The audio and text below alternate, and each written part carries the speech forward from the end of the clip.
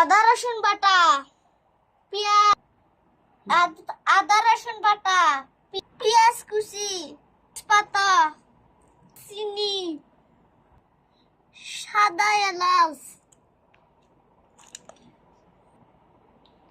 গোলমরিচ, লং, মরিচের গুঁড়া, হলুদ, লবণ, জিরা গুঁড়া। আমরা আমরা কলিজা গরুর গোশত সুন্দর করে ধুয়ে নিয়েছি। আমরা এগুলো একটা একটা করে দিয়ে নিচ্ছি।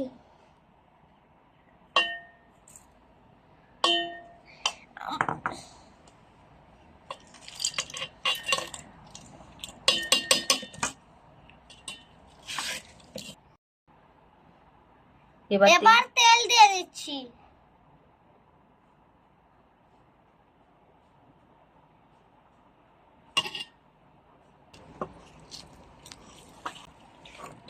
আমরা গোশত সুন্দরভাবে মেখে নিচ্ছি।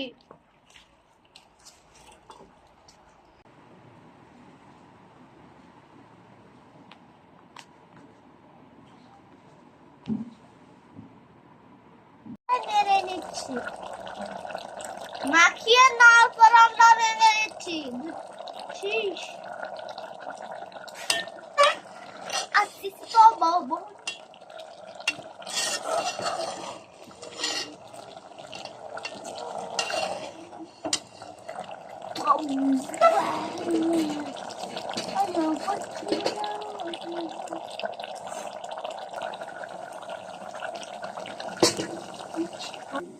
আমরা এবার গোটা রসুন দিয়ে নেব।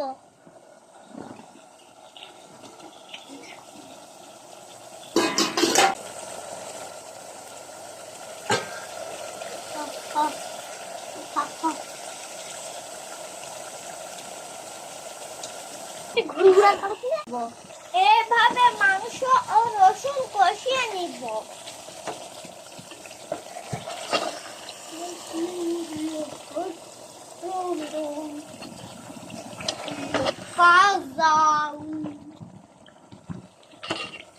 মাংস ও রসুন কষানো হয়ে গেছে, পানি দিয়ে নিব।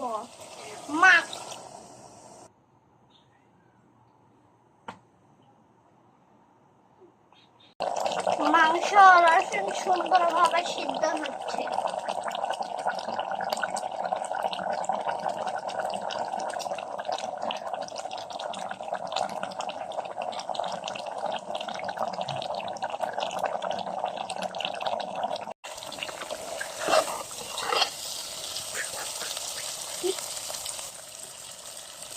আবারও মাংস কষিয়ে নিচ্ছি। পানি দিয়ে নিচ্ছি। কষানো হয়ে গেলে পানি দিয়ে নিচ্ছি।